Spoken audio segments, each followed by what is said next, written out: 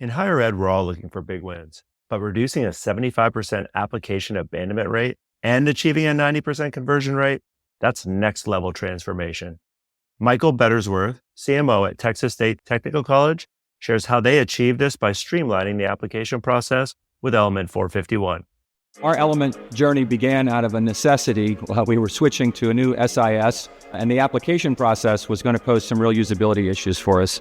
We felt that application was going to hamper our enrollment. So we began quickly to evaluate different CRMs, different applications. So for context on that, our conversion rate with the prior application had about 75% abandonment of people clicking apply to submit. And the first weeks after going live with Element, we saw an 80% conversion, and that's now up to 90. So improving the usability of that application on the front end process has had a significant advance in our intake. When technology works for students, it works for you. Visit element451.com to see how simplifying the application process with artificial intelligence will lead to significant results for your institution. We do have a lot of students who've made their decision, they've already committed, but then we do have a huge chunk of students who are still like, I don't know where to go. So a lot of them have gotten accepted to several schools and they're like, how do I make the right decision? A lot of them are scared on making the wrong decision and regretting it. So, and for a lot of those students, it's, they got into schools out of state and they're scared of, going far away from home and then regretting it. So it's a lot of uncertainty and like questioning, like, what should I do and where should I go and how do I actually finalize my decision?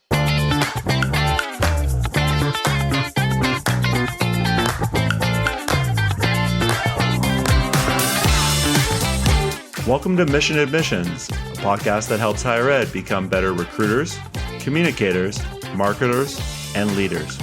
I'm your host, Jeremy Tiers, and every other week I'll share my candid conversations with industry leaders and difference makers from both inside and outside of higher ed.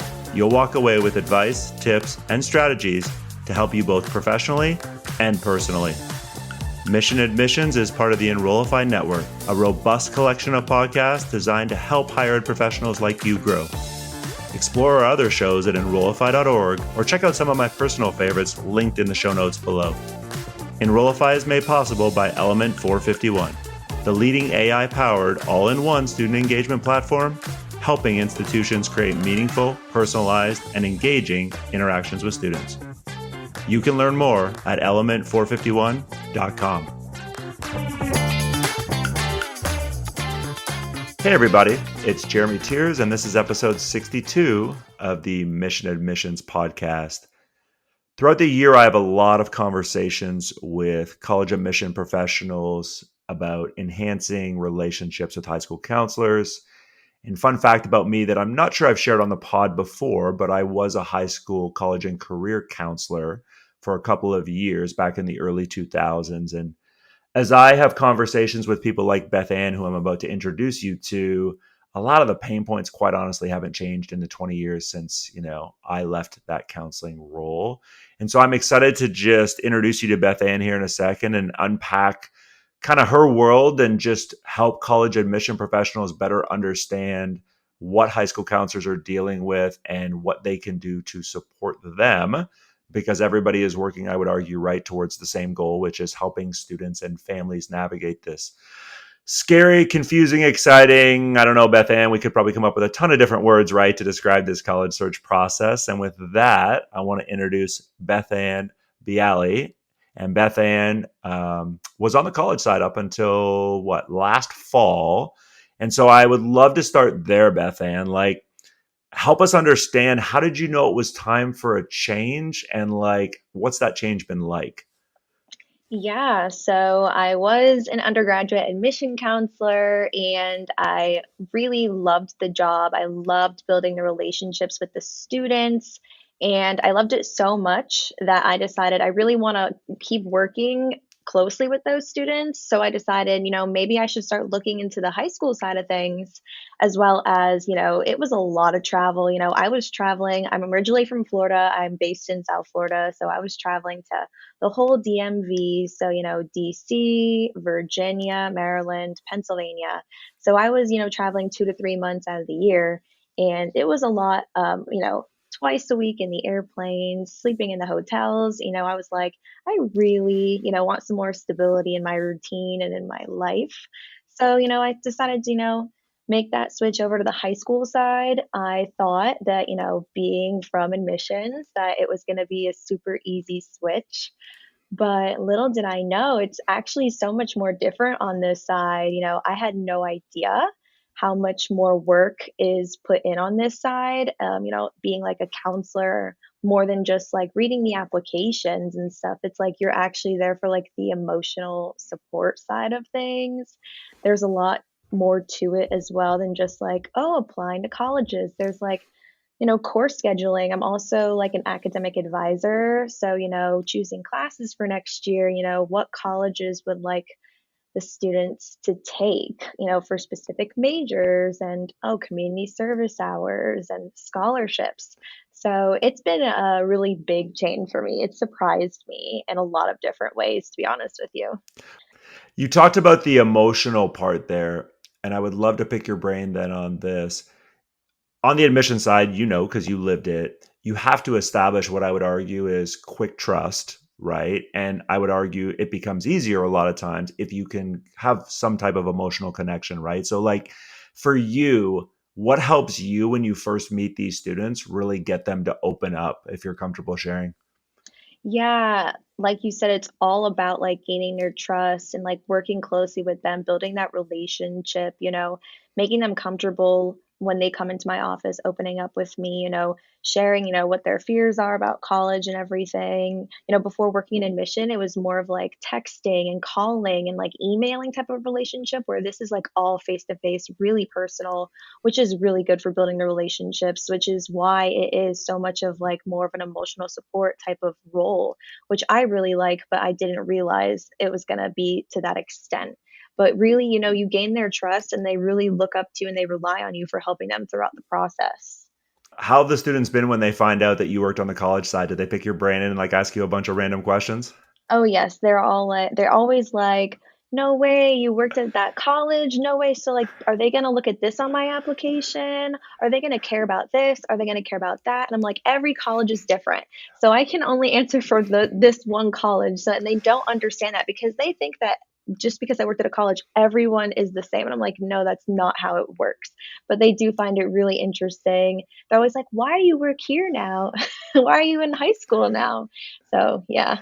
I would love to know what your school does, and if it's something you're involved with, great. But just anybody else who's on the counseling team there at your school, how do you get then students to start to understand some of that stuff, right? Because to your point, they all think, oh yeah, like every college process is kind of the same, and every school is kind of the same, and the way things they want to see from me, right, that are going to get me in, and like this, and yet you and I both know, no. I mean, there's some of Mhm. that, but there's also a whole bunch of other stuff. So, like, what type of educational things do you do throughout the year? Or how do you see students then getting informed about all that stuff?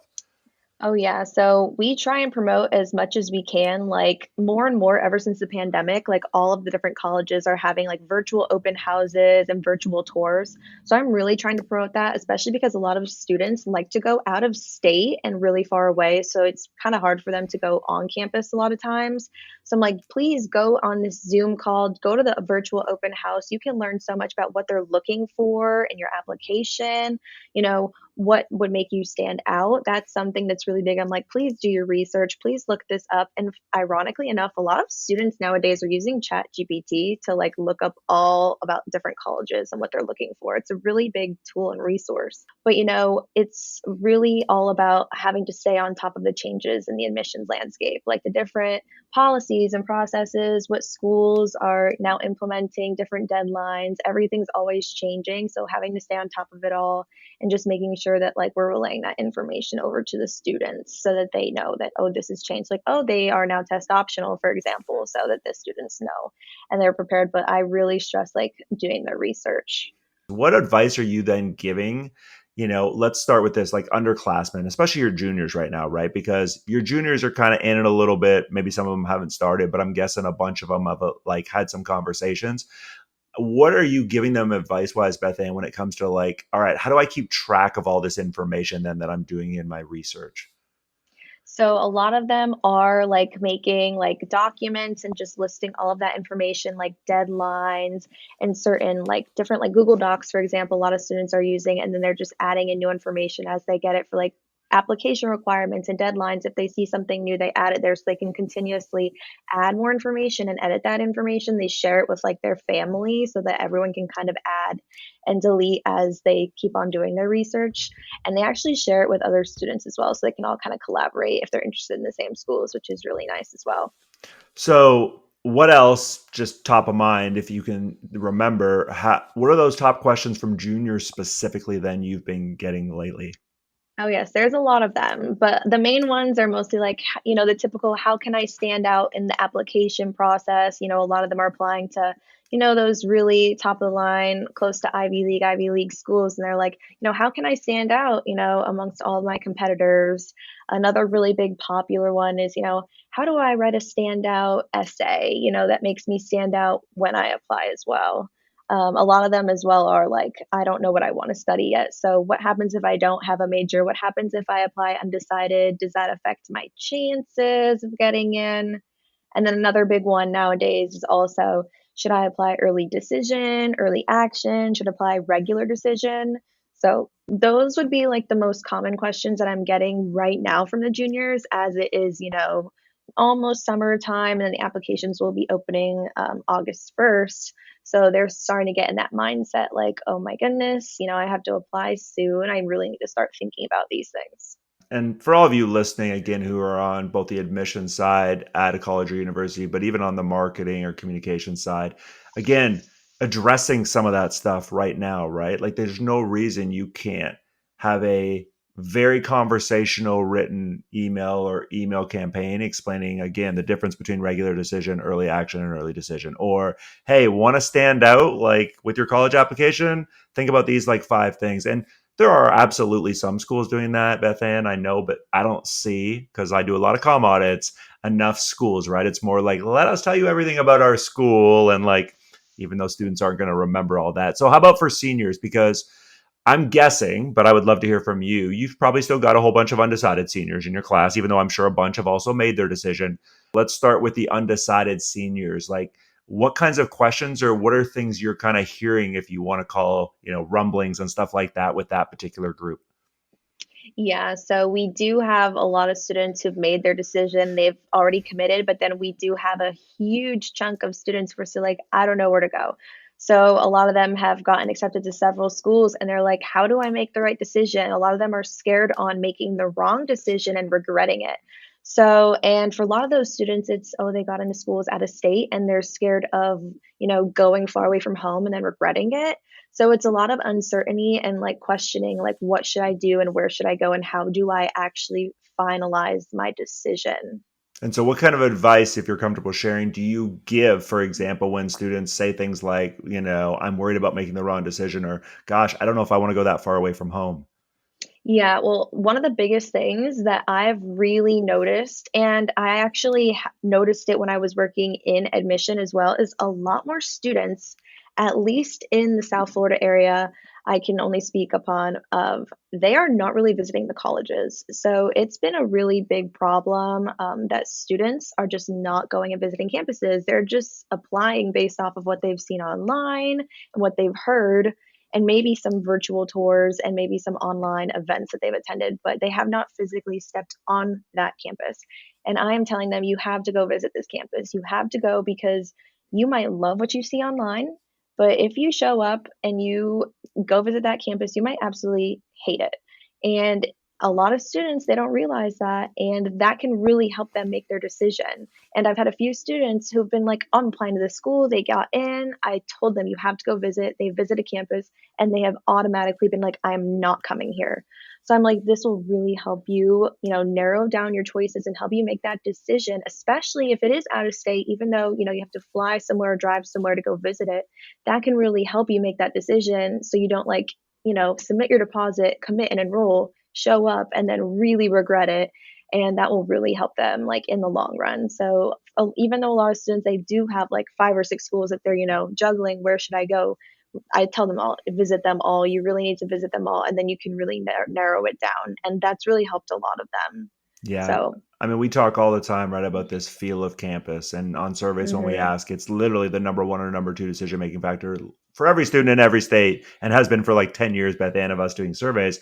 But then it's kind of like, but like, what does that mean? And to your point, it's again, it's walking around and it's looking at like how people act, how people treat each mhm. other, right? Do people look happy? Do people look like super stressed and like unhappy? And like, just the environment, right? Yeah. And the feel of, oh my gosh, this is way too big. Oh my gosh, this is way too small. Like I want more than this, right? And pictures kind of can show you some of that, and numbers can kind of explain some of that. But you're right, you need to actually be there in person. So what are students telling you, or maybe they're not? But do you have any sense of why you feel like more of these students are not visiting? Is it I don't know, I'm just not talking to my parents about it and they don't bring it up, or do you think it's a financial thing, or what are your thoughts? A lot of them don't wanna miss school, as crazy as that sounds. Like, you would think students would, rejoice at the fact of, "I get to miss school," but they also don't wanna go through all the makeup work and making up tests and quizzes, especially near the end of the year. It's a really big thing that they're like, "I don't wanna miss my class, or I have a really important project going on in that class," and I'm telling them, "Oh, spring break's coming up, go visit during spring break," and they're like, "I'm going away on vacation," and I'm like, "Okay." But for those who aren't going on vacation, I'm like, this is a really good opportunity. And I'm like, please take advantage of it, because this is like the prime time to go, visit the schools, because a lot of the colleges don't have the same spring break as us. So, students will be on the campus and they can still get that good feel. So I know a lot of it is, missing school. A lot of it can be like parents can't get time off of work, and some might be some type of finances. But for the majority, I think it is just like they don't want to miss the school. And I have that problem here, but I also had that problem when I worked as an admission counselor as well. So it's just a problem that needs to be resolved. Well, I can tell you I'm seeing more of it as continue to do research for the company I work for. And we ask students about specifically visiting schools. And you're right. For some, it's absolutely a financial thing, or like, hey, like my parents aren't just going to let me go, and or I don't have a driver's license, even if they would. But a lot of times you're right. It's this, I don't want to miss school because I'm worried I'm going to get behind. And like that isn't the same way it was 10, 15 years ago when it was strongly encouraged, hey, go. And so, what I am telling colleges, again, for those of you listening on the college side, is you have to be more flexible on weekends, especially because you're right. Fall break, spring break, right? People are going to take vacations, like a decent amount of families, right? Weekends, Saturdays and Sundays, which I get it. It's almost like, wait, so now I'm an admissions person and I have to work a 7-day week. Again, there are ways around that, but I feel like we're going to continue to see this trend happen.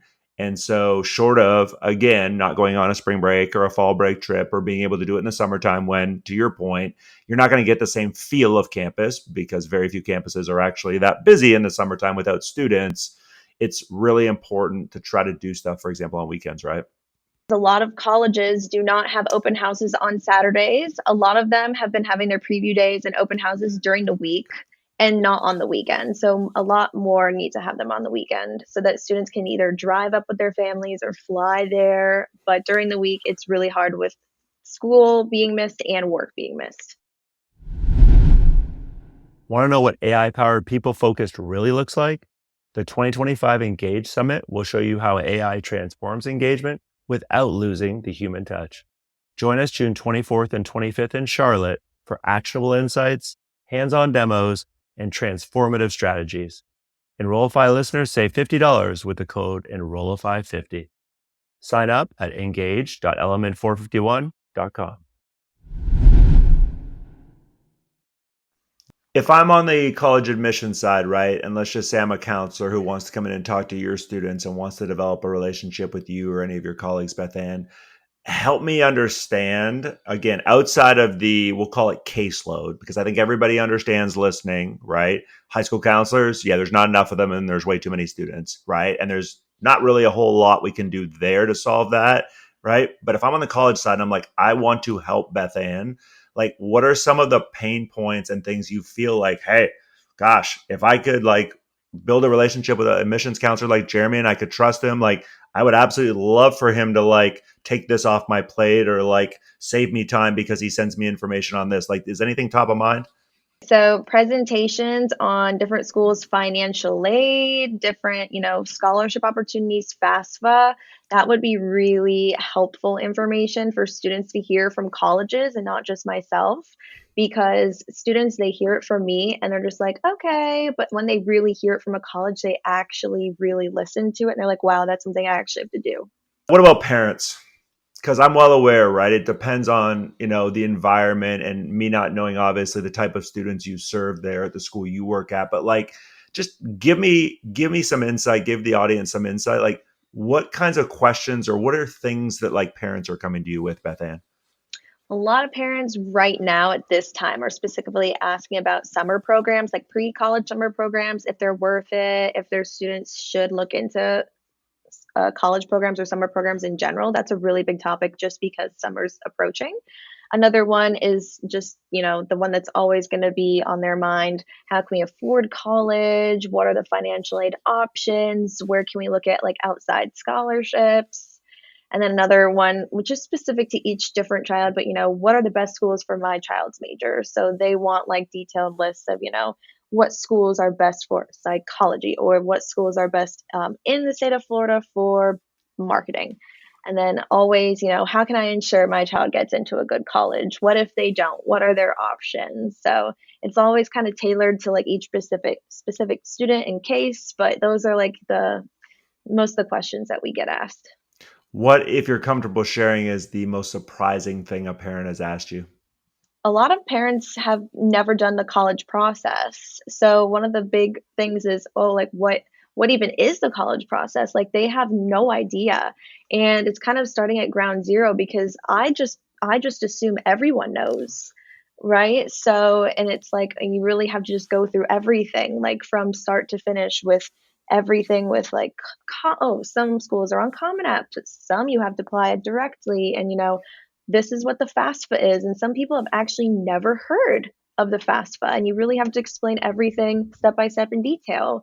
Just because a lot of, families have never, either one, they didn't go to college or one, they went to college out of the country. Yeah, I joke all the time too. Students don't even know how to spell it because on surveys, Bethanne, the number of times I have to change it because they spell FAFSA FASFA. They think it's FASFA, and I'm like, they don't know how to spell it, let alone a lot of times write what it actually is. What's something that, like, again, you've lived the other life, aka on the college side. What's something now in your role you're like, oh my God, I don't know if I did this, but it annoys me so much when college admissions counselors do this. They don't answer their emails or their Inter- phones.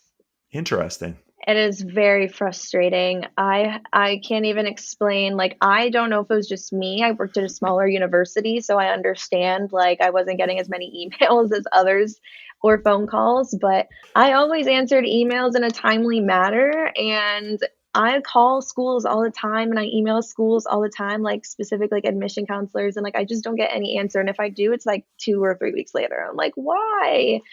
Sometimes it's really specific about a student's application, like, oh, or what are they missing? Or, the deadline's coming up. Do they have everything in? Or, just something that like you kind of need to know, like within the next couple of days or a week, and then you don't get any answer. And then you try to give them a call after not getting an answer, and then there's no answer when you call them. So it's very frustrating. So just, answering emails in a more timely manner would be amazing, especially for students. Students, they do the same. They email and they call and they don't get any feedback or answers either. So I would love to pick your brain because I've been led to believe, right? You're pretty good with time management. So, like, is there anything you do each day that helps you structure your day that you feel like, gosh, this is super helpful for me? Yeah, well, I'm very old school. I literally use like a handwritten calendar. Like I write everything down. Like I also have a Google Calendar and everything goes on there as well, but I write everything down and I like to cross things off as soon as I get them done because I feel like I've accomplished something. But I just like to stay really organized. I plan my weeks out in advance. I am not a last minute person, so I like to just make sure I'm staying on top of things so that I don't forget to do one thing or fall behind in my work. So, yeah, time management's really, really key, and being organized is really key so you don't fall behind. Yeah. And what other piece of advice would you give somebody on the college side listening to this, because I know there's a lot of younger in age, especially admissions professionals who listen to my podcast and are like, 23, 24, 25, and you're not far removed from that. So like, if they're just getting into this or it's their first year, now that you've kind of had some time away from it and, hindsight, anything that you would give them advice wise that, gosh, I wish somebody had told me this when I started at the institution you were at? Yeah, providing like clear, like consistent communication with and like updates with like parents and with students like in their emails, especially with like application requirements and everything. So like students don't get confused and just making sure like they're being transparent with everything. And there's a lot of students, especially juniors, they're very overwhelmed with the process right now. So if they're getting, clear information in their emails and they are not being like confused or even more led astray with this process, because with applications like coming up August 1st, they are very, very nervous and worried, and really having like a clear, consistent admission counselor helping them through the process is what they need. Yeah. And again, I can't emphasize this enough. Something else for the audience. Bethanne has mentioned it a couple of times today. Fears and concerns, they all have them. There aren't certain things that are universal for any student, traditional, non-traditional, whether they're in Florida, Indiana, where I am. Like, fear is pretty much, it's everybody, right? And so just trying to not necessarily ask about it till you built a relationship, because then absolutely I encourage you to ask about it, because it's a deep question. And like, if I just met Bethanne and she's a student, I'm probably not leading with that, right? Because she's going to look at me like I'm a weirdo or something like that, right? But once you've established that trust, back to an emotional connection, being able to say, hey, Jeremy, what worries you about your college search? Or what are you most nervous about? Or worst case, right, explain that in an email message to juniors right now and trying to, give them confidence in some direction, right? Yes, definitely. Last thing I do on every show, Bethanne, is something I call fun rapid fire. And so I'm going to give you a handful of things, and I just want to get some feedback from you on each, okay? Okay. All right. How far are the Florida Panthers going to go in the NHL playoffs? They're going to win. So they're currently in first place. I hope they don't win, because the Maple Leafs are right behind them, and I am a lifelong Toronto Maple Leafs fan. But fun fact about Bethanne, she was a marketing student brand ambassador for the Florida Panthers, right, back in 2019. I was. I do love the Panthers, so I'm rooting for them to win. Understood. Who's the best Disney character? Oh, goodness. Rapunzel. Okay. All right. What Gen Z slang word do you use the most? Because you're Gen Z as well. I say that's a bop, like to music. But I don't know if people say that. I say that, though. My daughter doesn't say it, but doesn't mean it's not a thing. But she gives me a hard time. She's like, Dad, you don't go to these schools and like say those words like skibbity and like drip and fit in front of people. And I'm like, absolutely I do, Olivia. And she's like, Dad, what are you doing? That's so embarrassing. Like, What's your favorite kind of ice cream, Bethanne? Anything with chocolate. Sprinkles? Like I'll take, yes, chocolate sprinkles, rainbow sprinkles, but like anything with chocolate, Rocky Road, like any of those, like I'll take it. All right. Last one. If you won the lottery tomorrow, what's either the first thing you're buying or what's the first thing you're doing? I'm going on vacation and I will go to Australia. I have not been there. It is on my bucket list. I have been to New Zealand because I have a sister who actually lives in New Zealand. And so she's been to Australia many times and says it is absolutely gorgeous. And I can tell you New Zealand is absolutely gorgeous having been there. So they're both on my bucket list. So love it. Well, Bethanne, I really appreciate you being on with us today and just being open to sharing what you're seeing and hearing. And I really encourage anybody on the college side listening to this, take the time to invest in those counselor relationships, but please understand it takes time, meaning it can't be once or twice a year that you reach out, or you only reach out when you need something from them, right? It has to actually be a relationship that doesn't always feel transactional, right, Bethanne? Exactly. Awesome. Well, listen, I look forward to the next time we talk. Same, likewise. Mission Admissions is part of the Enrollify Podcast Network. If you like this podcast, chances are you'll like other Enrollify shows too. Our podcast network is growing by the month, and we've got a number of marketing, enrollment, and higher ed technology shows that are jam-packed with stories, ideas, and frameworks, all designed to empower you to be a better higher ed professional. Our shows help higher ed marketers and admission professionals find their next big idea and feature a selection of the industry's best as your hosts. Learn from Jamie Hunt, Allison Tercio, Day Cabilds, and so many other amazing leaders in the higher ed space. Enrollify is made possible by Element 451, the leading AI-powered all-in-one student engagement platform, helping institutions create more meaningful, personalized, and engaging interactions with students. You can learn more at element451.com.